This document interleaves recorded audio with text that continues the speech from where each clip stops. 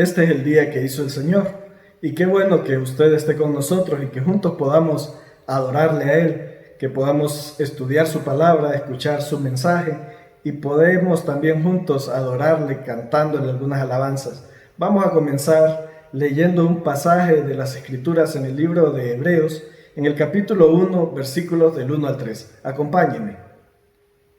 Dios, habiendo hablado muchas veces y de muchas maneras en otro tiempo a los padres por los profetas, en estos postreros días nos ha hablado por el Hijo, a quien constituyó heredero de todo y por quien asimismo hizo el universo, el cual, siendo el resplandor de su gloria y la imagen misma de su sustancia, y quien sustenta todas las cosas con la palabra de su poder, habiendo efectuado la purificación de nuestros pecados por medio de sí mismo, se sentó a la diestra de la majestad en las alturas.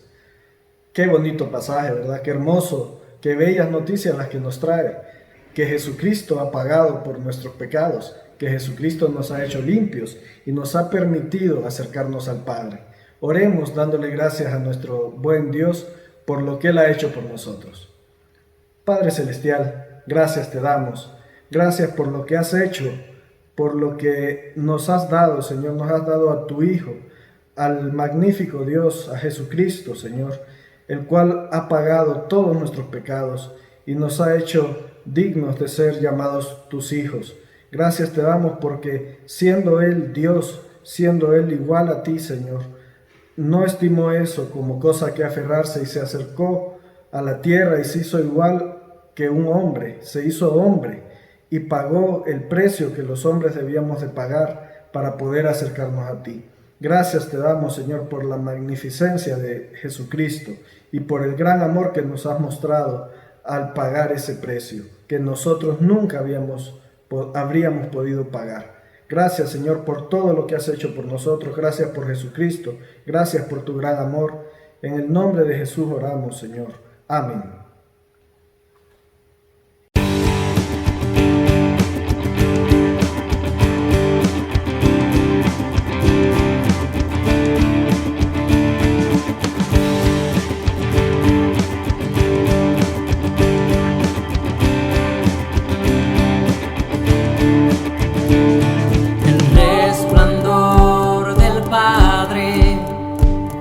Desde la eternidad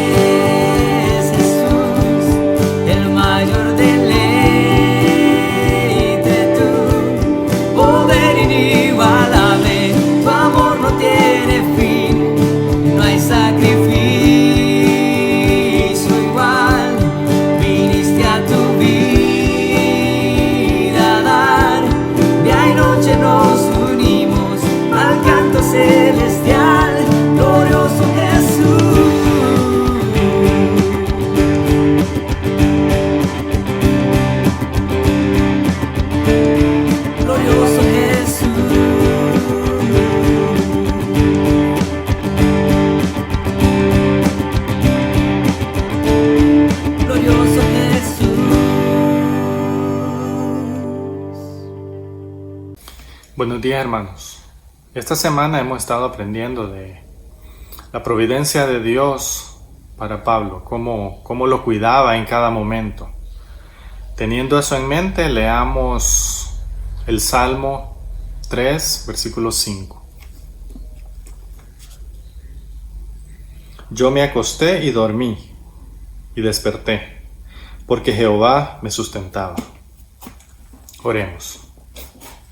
Señor, bendito seas, alabado sea tu nombre, Señor. Gracias te damos por tus cuidados, Señor, y tu misericordia para con nosotros, Señor.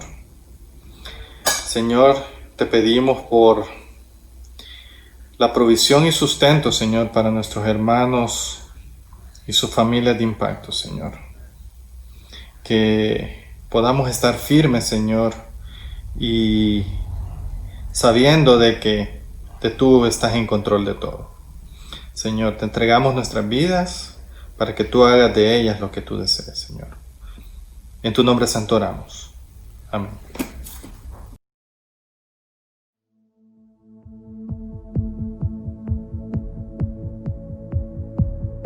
Siendo en forma de Dios, Rey de toda la creación, de siervo se vistió,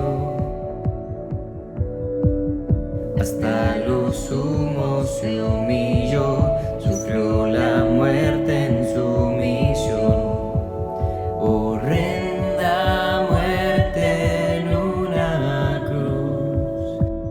Inmenso amor le hizo descender a servir al pecador.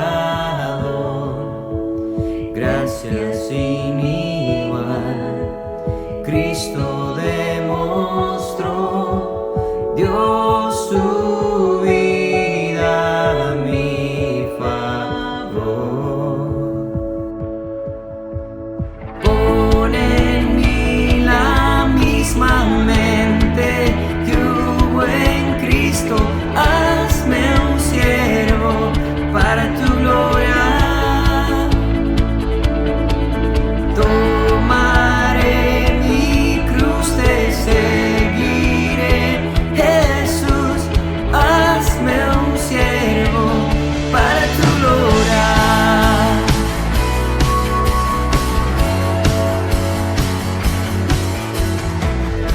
Soberano e inmortal, coronado en majestad, lavando mis pies,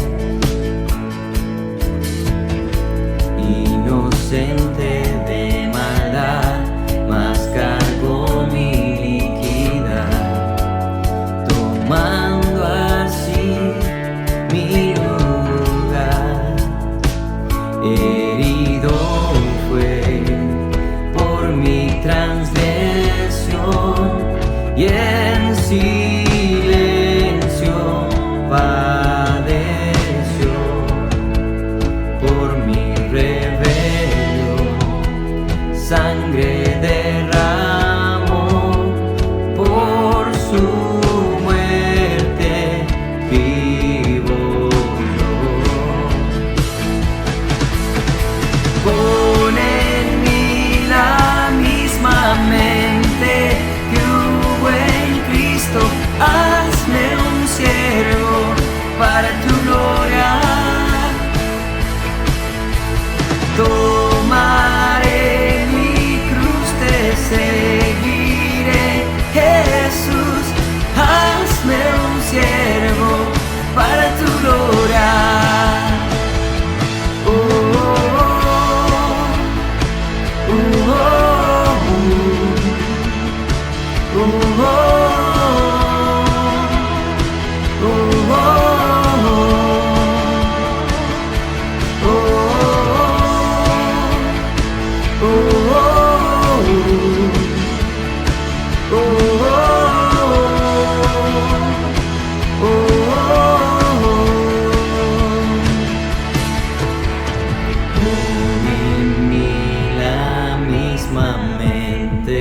Que buen Cristo, hazme un siervo para tu gloria. Tomaré mi cruz, te seguiré, Jesús, hazme un siervo para tu gloria. Pon en mí la misma mente, tu buen Cristo, hazme un siervo para tu gloria. Tomaré mi cruz, te seguiré, Jesús, hazme un siervo para tu gloria. Oh, oh, oh, oh, oh, oh, oh, oh.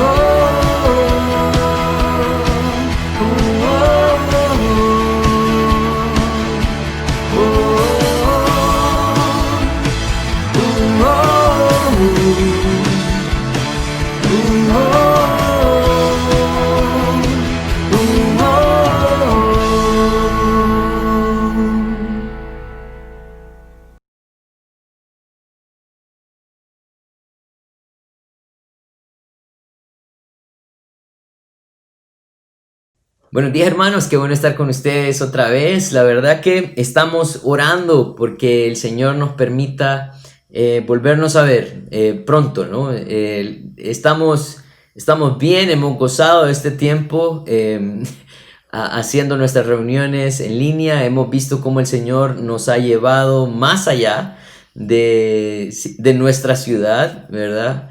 Hemos visto cómo aún personas de otros países se conectan con nosotros.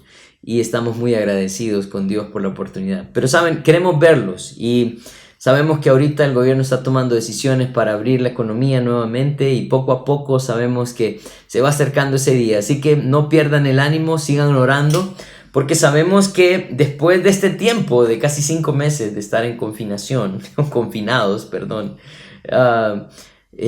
a veces tenemos miedo hasta de salir a la calle, pero el Señor va a traer paz y firmeza, confianza, para que podamos reunirnos con gozo, ¿verdad? Porque sabemos que el propósito es también habitar juntos en armonía. Vamos a seguir con el estudio de Hechos y vamos a estudiar el capítulo 24 en sus primeros 9 versículos. Y saben, algo especial que vimos la semana pasada era cómo Dios, en medio de toda esta lucha, ¿no?, que está teniendo Pablo, él pudo cuidar de él. Estudiábamos la semana pasada cómo más de 40 judíos se habían juramentado, ¿no?, maldecido antes para poder matar a Pablo. Ellos decían: no vamos a comer ni beber hasta que le demos muerte a Pablo. Y algo bonito, ¿no? En un grupo casa escuché esto esta semana. Alguien decía: algo que debemos de quitar de nuestro vocabulario es "te lo juro", porque definitivamente no sabemos usar los juramentos. No entendemos las implicaciones y la responsabilidad que eso conlleva. Que nuestro sí sea sí, dijo Jesús, y que nuestro no sea no.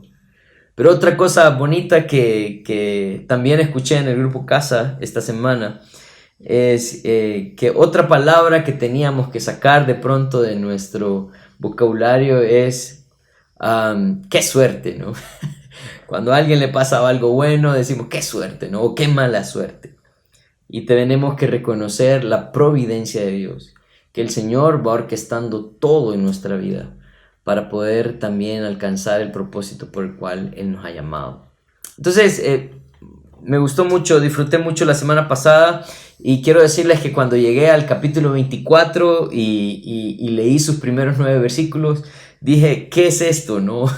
Definitivamente en estos primeros 9 versículos del capítulo 24 yo sentía que no había nada bonito, nada bueno que hablar. Pero estudiando detenidamente estos versículos, me doy cuenta que el Señor nos está mostrando cuáles son las evidencias también de un falso testimonio.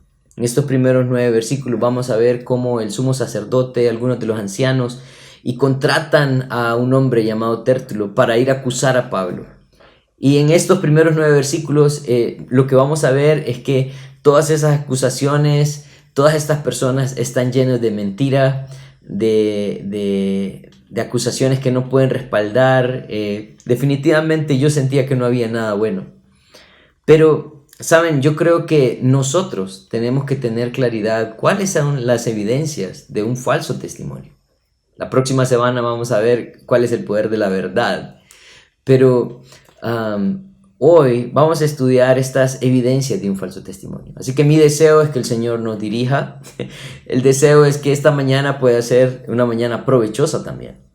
Porque muchos de nosotros de pronto tenemos situaciones, ya sea en su trabajo o en su casa, en medio de sus amistades. Tenemos que definir cuáles son las evidencias de un falso testimonio para tomar decisiones sabias, para poder definir también quiénes están a favor de la verdad y quiénes no. Así que les voy a pedir que oremos y dejemos este tiempo en las manos del Señor. Padre, queremos darte gracias por tu fidelidad, por tu amor. Señor, gracias porque tú en tu misericordia nos has dejado tu palabra para que podamos aprender aún de aquellas cosas que pensáramos que no hay nada de lo que podamos aprender. Pero, Señor, ayúdanos a estudiar este pasaje y ser edificados a través de él también. En tu nombre santo oramos. Amén. Vamos a ir entonces a los primeros 3 versículos del capítulo 24. Dice: 5 días después descendió el sumo sacerdote Ananías con algunos de los ancianos y un cierto orador llamado Tértulo, y compadecieron ante el gobernador contra Pablo. Y cuando éste fue llamado, Tértulo comenzó a acusarle, diciendo: como debido a ti gozamos de gran paz, y muchas cosas son bien gobernadas en el pueblo, por tu prudencia, oh excelentísimo Félix, lo recibimos en todo tiempo y en todo lugar, con toda gratitud. Miren, algo que me llamó la atención en el versículo 1 es que el sumo sacerdote, recuerden, él era como la máxima autoridad en la iglesia, ¿no? Y va a Cesarea a buscar a Pablo, acompañado, dice, de algunos ancianos, pero al parecer ellos vienen y contratan a cierto orador. Y este hombre tenía la actividad más o menos como de un abogado, ¿no? La idea de un buen orador o un orador era alguien que podía expresarse de una manera correcta delante de Félix. Ellos no querían perder el juicio, ellos querían presentar un juicio convincente, un juicio que llamara la atención de Félix o que confirmara los razonamientos, las razones por las cuales ellos estaban ahí. Pero lo único que pude ver en realidad es que, miren, en primer lugar, los mentirosos se agrupan. Pero otra evidencia importante, o la evidencia más importante que veo en estos primeros 3 versículos, es que las palabras que alguien usa al acercarse a nosotros dicen mucho de la persona que las usa. En el versículo 2, cuando Tértulo se acerca a acusar a Pablo, lo primero que hace es que deja salir una cantidad de lisonja. ¿Qué quiere decir lisonja? Bueno, miren, la lisonja es una alabanza exagerada que generalmente está enfocado en que una persona pueda alcanzar favor, ¿verdad? O ganar la voluntad de la persona que está alabando. Les voy a explicar por qué. En primer lugar, dice que ellos en ese momento gozaban de gran paz y que muchas cosas eran bien gobernadas en el pueblo por la prudencia de Félix. Dice que esto era bien recibido en todo lugar y termina diciéndole: excelentísimo Félix, versículo 3. Yo quiero explicarles quién era Félix. Miren, Félix fue el gobernador de Judea y Samaria en los años 52 a 59 después de Cristo. Félix llegó al puesto de gobernador con la ayuda de su hermano Palas. Su hermano Palas era un gran amigo de el emperador romano Claudio. Entonces, la verdad es que Claudio lo que había hecho es que había rescatado a Palas y a su hermano Félix. Ellos eran esclavos. Y debido a su amistad le otorgó ese puesto a Félix, debido a la amistad de Palas y Claudio. Muchas personas creían que Félix no tenía la educación ni tenía la manera de gobierno adecuada, porque recuerden, él pasó de ser esclavo a gobernador. Es más, un historiador Tácito dijo de él que practicó todo tipo de crueldad y lujuria. Y miren, él hace este quote de él. Dice, ostentaba el poder de un rey con todos los instintos de un esclavo. O sea, imagínense qué clase de gobierno fue el gobierno que tuvo Félix. Es más, en el año 59 después de Cristo, él fue sustituido por su mal gobierno y por la manera en que él prácticamente sacrificaba o maltrataba a las personas. Entonces, ¿saben? La primera evidencia es sus palabras. Tértulo era alguien que llegó a Félix con mucha lisonja, ¿no? Tratando de alabarlo, tratando de exaltarlo, al punto donde yo estoy seguro que hasta el mismo Félix se reía de lo que escuchaba acerca de Tértulo. Pero miren lo que la Biblia habla acerca de la lisonja. Proverbios 29:5 dice, el hombre que lisonjea a su prójimo, red tiene delante de sus pasos. Entonces, miren, esto es bien importante para nosotros porque de pronto es como un llamado de atención a nosotros. A veces nos gusta estar cerca de aquellas personas que nos hablan bonito, ¿no? Pero Proverbios 29:5 dice que el hombre que lisonjea a su prójimo, red tiene delante de sus pasos. Algo o en algo nos va a hacer caer. Proverbios 27:6 lo dice de otra manera. Dice, fieles son las heridas del que ama, pero importunos los besos del que te aborrece. Interesante esto, ¿no? Porque él está haciendo una comparación de dos tipos de personas. Él está diciendo que el que ama de pronto te va a herir con lo que te va a decir. Cuando la verdad, esto es lo que pasa cuando la verdad duele, ¿no? Pero importuno, dice, los besos del que te aborrece. Hay personas que te van a decir lo que vos querés escuchar, pero definitivamente estas personas no te aman. Es más, ese fue el caso en el libro de Job de un hombre que se llamaba Eliú. Eliú en Job, capítulo 32, versículo 21 y 22, él dice esto, dice, no haré ahora acepción de personas, ni usaré con nadie de títulos de lisonjeros, porque no sé hablar lisonjas. De otra manera, en breve mi hacedor me consumiría. Y es que en este momento Job se estaba quejando y Eliú se levanta y dice, ¿sabes qué? Te voy a decir un par de cosas. Y Eliú es duro, ¿no? En esa parte, ¿no? Cuando habló con Job. Pero él estaba diciendo, ¿sabes qué? Tengo que decírtelo. Y no voy a ser lisonjero porque yo sé que el lisonjero tiene o lleva juicio delante del Señor. Entonces, en estos primeros 3 versículos nos encontramos con Tértulo, el sumo sacerdote y los ancianos. Ellos llegan con un approach lleno de lisonjas. Sus palabras son importantes. Esa sería la primera evidencia. Pero miren, eso no termina ahí, sino que continúa, ¿no? Versículo 4 al 6 dice, pero por no molestarte más largamente, yo me imagino que ni él se aguantaba lo que estaba diciendo. Dice, te ruego que nos oigas brevemente conforme a tu equidad.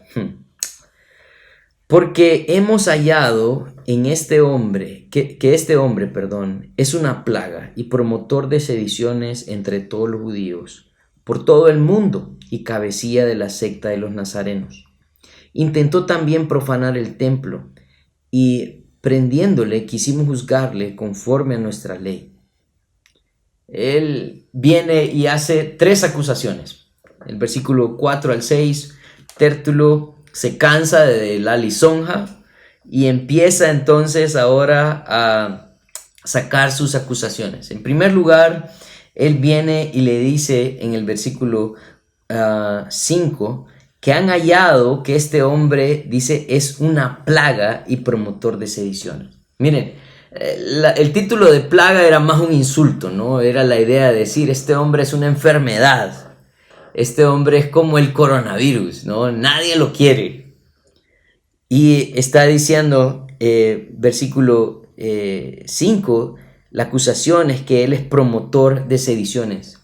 Miren, sediciones es lo mismo que se diría rebeliones, ¿no? Los romanos no toleraban las rebeliones. Es más, los judíos en el año 66, bajo el gobierno de Félix dejó ir todo su peso en contra de los judíos porque ellos empezaron a armar rebeliones. Y los romanos lo que hacían cuando se rebelaban es que los eliminaban. Y eso fue lo que sucedió con los judíos. Y saben, lo interesante de esto es que ellos no podían sustentar esta acusación. Porque nosotros a lo largo de los hechos hemos visto que sí, Pablo se ve involucrado en algunas rebeliones o en algunos berrinches, como diríamos. Por ejemplo, en Hechos, capítulo 19, versículos 23, cuando hay un alboroto en Éfeso, ¿recuerdan? Miren lo que dice el versículo 23 del 19, dice, hubo por aquel tiempo un disturbio, que es lo mismo, ¿no? Un disturbio, no pequeño acerca del camino, porque un platero llamado Demetrio, que hacía de plata templecillos de Diana, daba no poca ganancia a los artífices, a los cuales reunidos con los obreros del mismo oficio, dijo, varones, sabéis que de este oficio obtenemos nuestra riqueza, pero veis y oís que este Pablo, no solamente en Éfeso, sino en casi toda Asia, ha apartado a muchas gentes con persuasión, diciendo que no son dioses los que se hacen con las manos.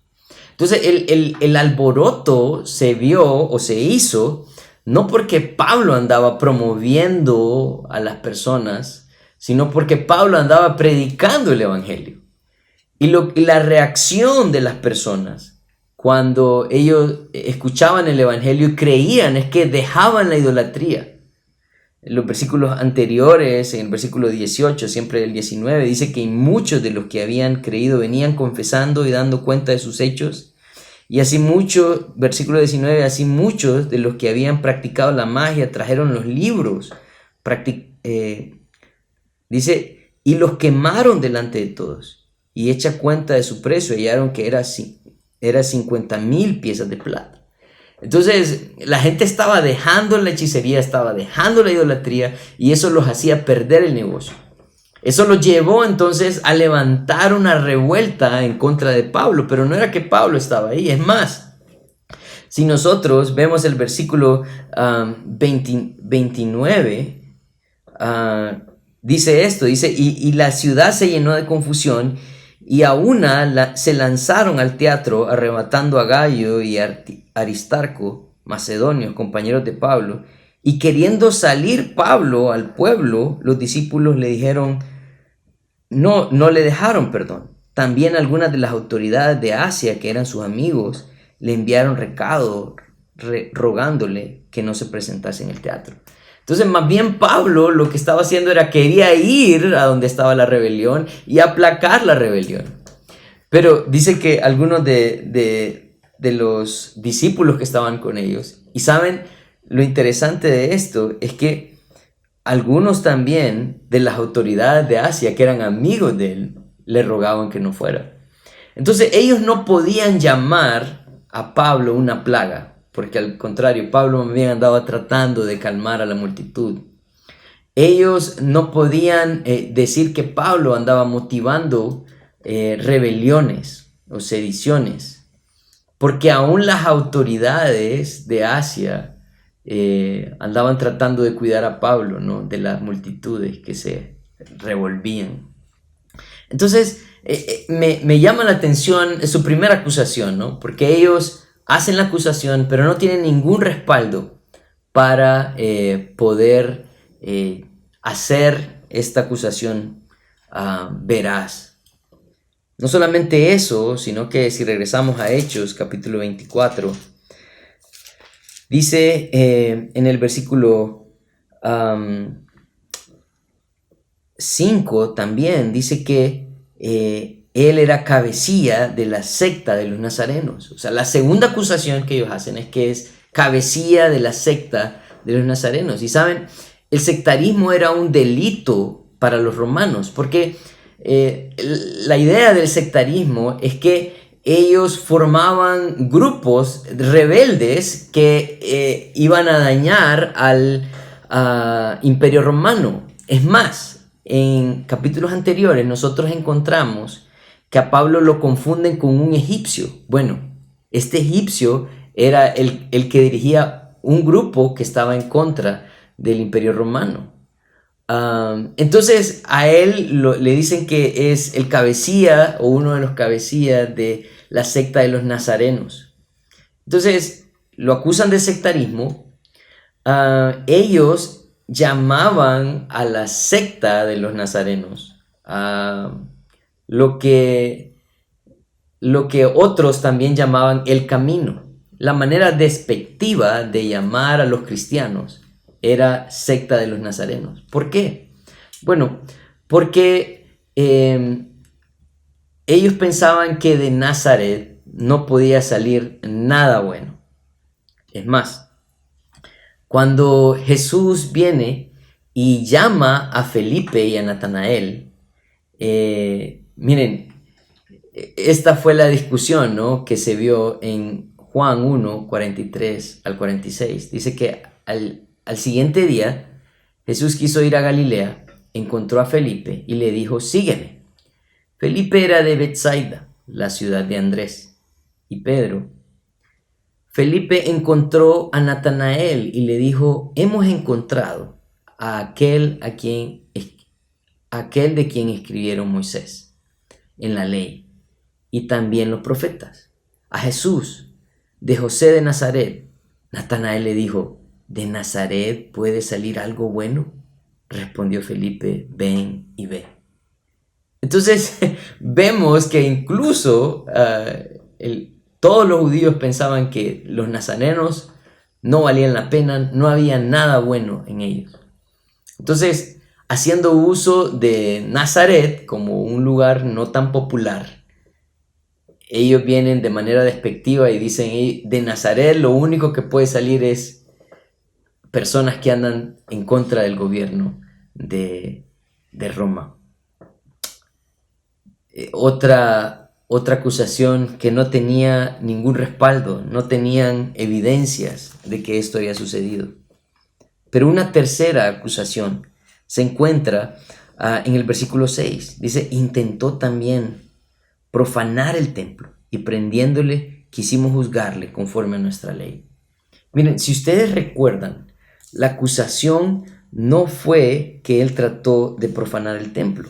En Hechos capítulo 21, versículo 28, esta fue la acusación. Dice: y dando voces, varones israelitas, ayudad, este es el hombre que por todas partes enseña a todos contra el pueblo la ley y este lugar.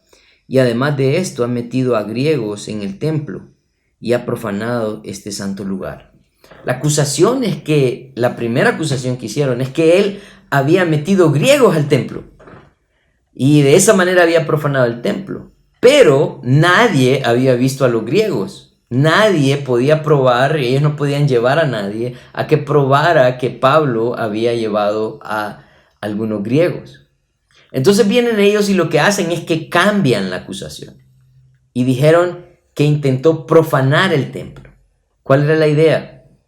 Bueno, la idea de profanar el templo era que ellos habían hecho una blasfemia en contra de Dios. Y saben que los romanos sí habían dejado esa área del templo o ese tema del templo, se lo habían entregado a los judíos. Porque ellos sabían que los judíos tenían mucho apego al templo y era algo especial para ellos. Y ellos no querían, como les dije, formar escándalos. Entonces dejaron que ellos juzgaran todas las cosas del templo.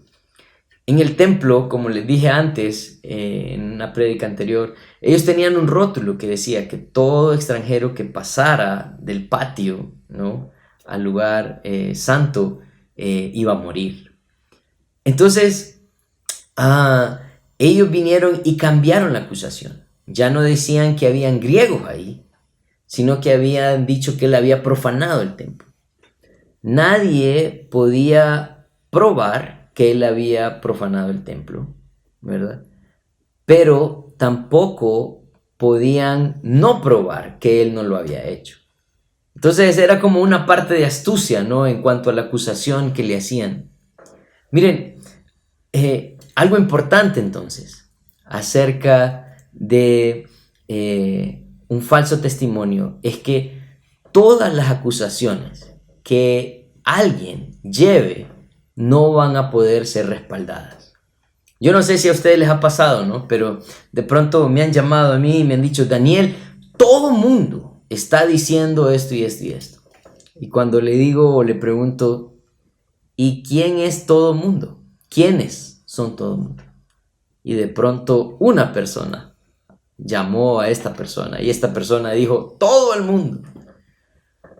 De pronto, a veces el falso testimonio se ve ligado con las exageraciones, con las malas intenciones.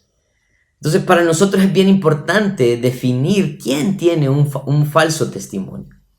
Yo creo que estas son evidencias claras, ¿verdad?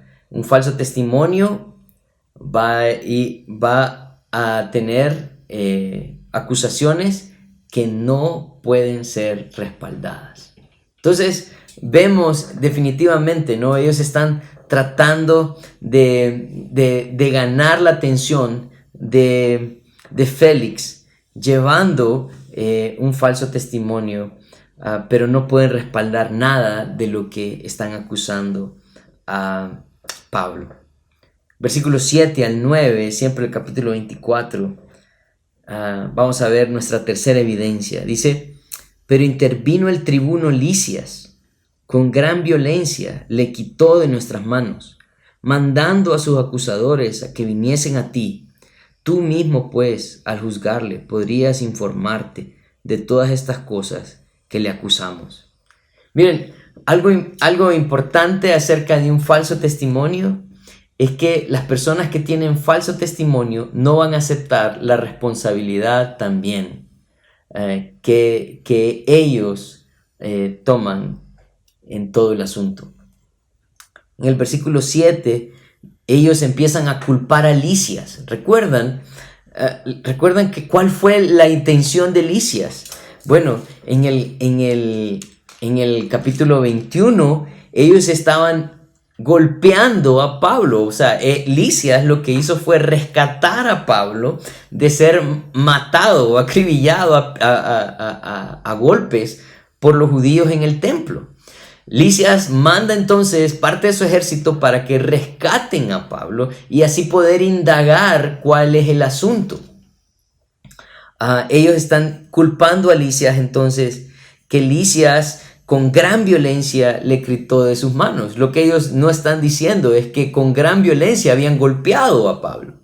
Ellos no están aceptando su responsabilidad. También dice que mandando, dice, a sus acusadores que viniesen a ti. Tú mismo, pues, al juzgarle, podrás informarte de todas estas cosas. Ellos estaban diciendo, no sé por qué Lisias tomó la decisión de traerle hasta aquí. Pero recuerden, Lisias ya le había informado a Félix que ellos tenían un grupo de más de 40 sicarios que estaban tratando de matar a Pablo. Y Lisias, lo que estaba haciendo es que estaba tratando de defenderlo nuevamente. No solamente lo trataron de matar en el templo, sino cuando lo llevó delante del concilio, lo rescató nuevamente y ahora lo había mandado con 470 soldados para que no lo mataran en Judea. Entonces, miren, alguien que tiene un falso testimonio, o la evidencia de un falso testimonio, es que esta persona no va a aceptar su responsabilidad, su cuota de responsabilidad. Ellos pudieron haber dicho, ¿sabes qué, Félix? Lo agarramos en el templo, queríamos juzgarlo, lo estábamos matando, Lisias lo rescató, lo queríamos matar antes de que viniera aquí, pero Lisias se nos adelantó. No, ellos definitivamente se excluyen, ¿no?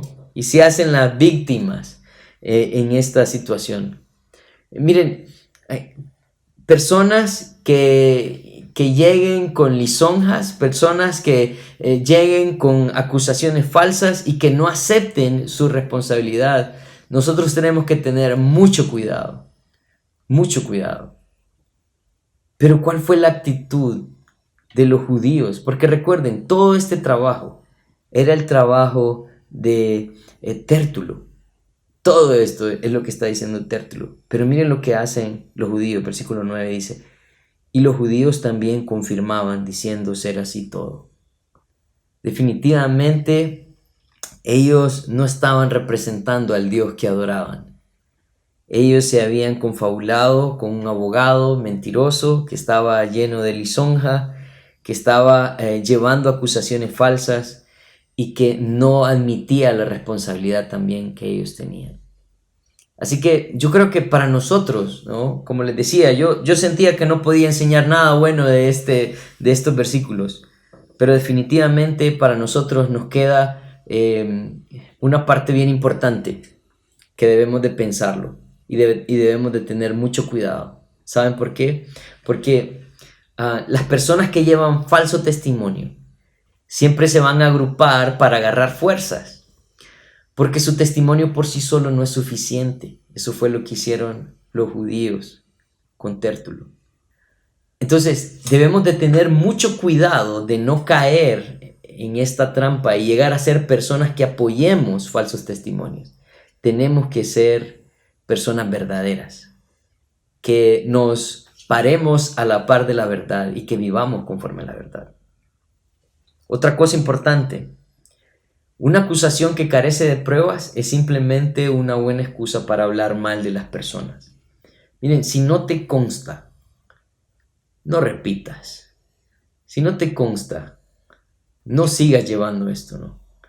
Porque hay muchas personas que se dedican a esto. Daniel, ya te dijeron lo que sucedió con fulano de tal.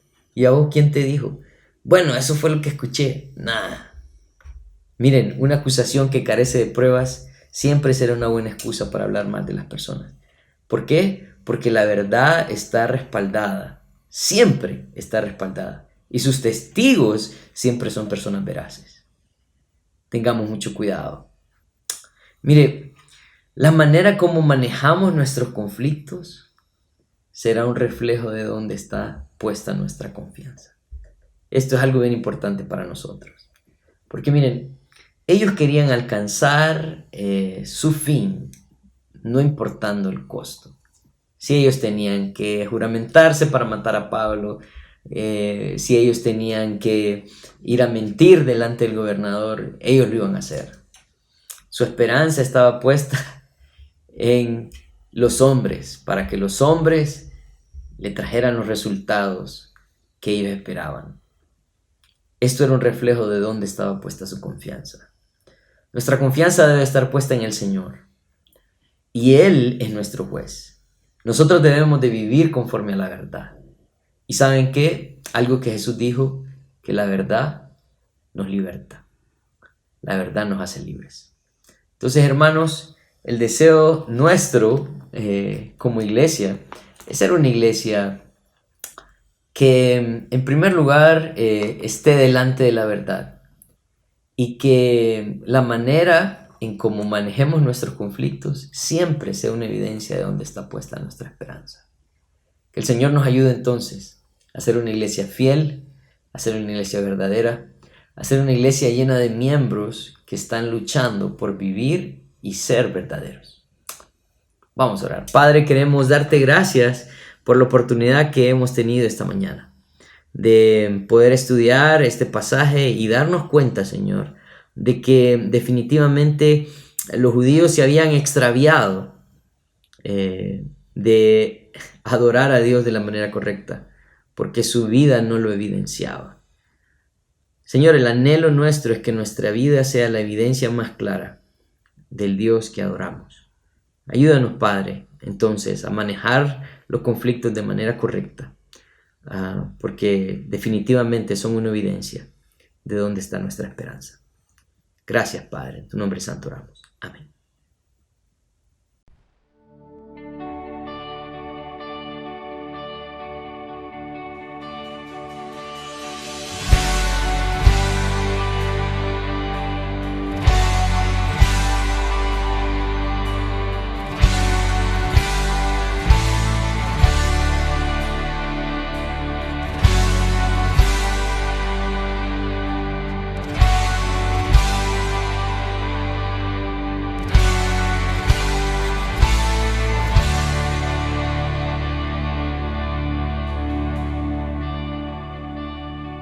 Aunque el mal se levante contra mí, no temeré, no temeré.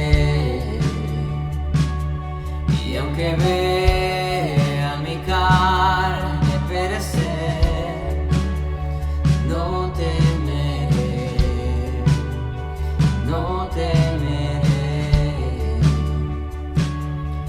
Sufrir se conmueve mi fe, no temeré, no temeré. Y diré al Señor, refugio mío, mi fortaleza.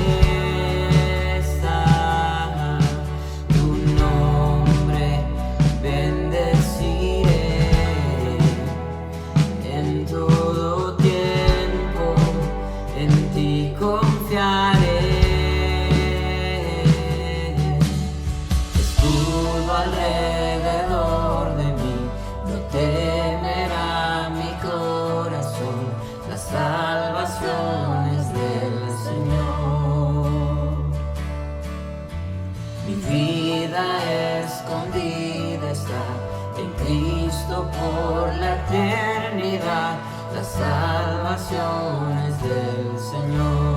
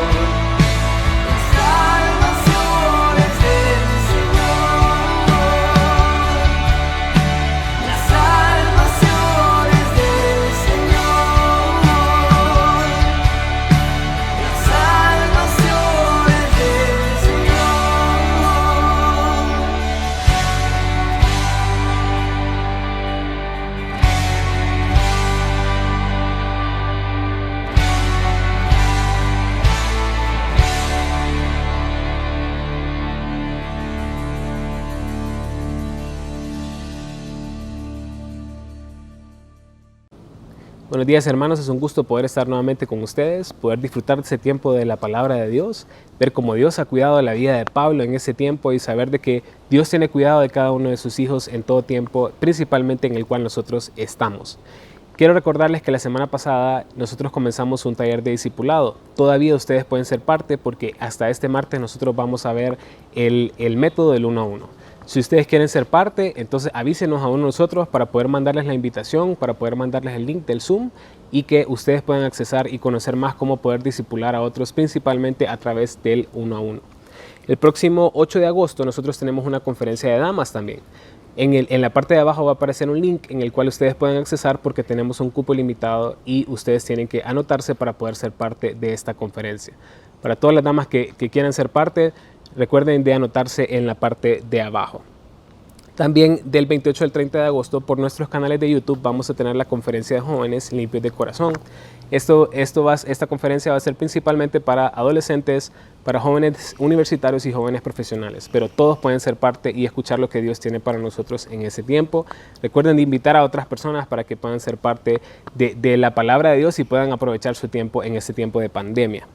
También nosotros tenemos reuniones durante la semana de hombres, de jóvenes y de damas. Los hombres nos estamos reuniendo los miércoles a las 5 de la tarde y terminamos ahorita la carta de Tito y ahora vamos a comenzar con Primera de Timoteo y ha sido un buen tiempo ser retados en cuanto al liderazgo. También tenemos reuniones de hombres los jueves a las 6 de la mañana. Hay reuniones de jóvenes los viernes a las 7:30 de la noche y también reunión de damas los sábados a las 9 de la mañana, para que todos ustedes puedan ser parte y aprovechar ese tiempo de pandemia, conocer un poco más de la palabra de Dios. Espero que estén protegidos y que el Señor siempre los esté bendiciendo. Cualquier cosa, necesidad que ustedes tengan, por favor, contáctenos para poder apoyarles en este tiempo. Dios les bendiga.